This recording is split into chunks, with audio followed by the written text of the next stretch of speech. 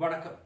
தமிழ்நாட்டில் வரவிருக்கக்கூடிய சட்டமன்ற தேர்தலுக்கு முன்னதாக திமுகவுடனான தொகுதி பங்கீட்டு ஒப்பந்தத்தை புதன்கிழமை அதாவது மார்ச் 4 இறுதி செய்ய காங்கிரஸ் கட்சியின் மூத்த தலைவர் ப. சிதம்பரத்திற்கு காங்கிரஸ் உயர்கட்டளை அங்கீகாரம் அளித்திருக்கிறது.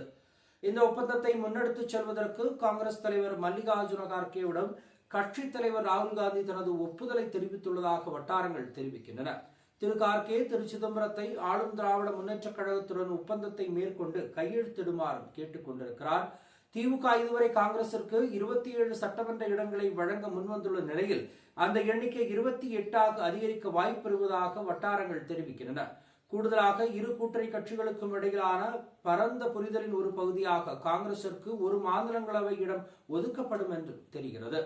சமீபத்திய வாரங்களில் தொகுதி பங்கீடு தொடர்பாக நீண்டகால பேச்சுவார்த்தைகள் நடைபெற்ற நிலையில் கூட்டணியை முறைப்படுத்துவதற்கான ஒரு குறிப்பிடத்தக்க படியாக இந்த வளர்ச்சி பார்க்கப்படுகிறது.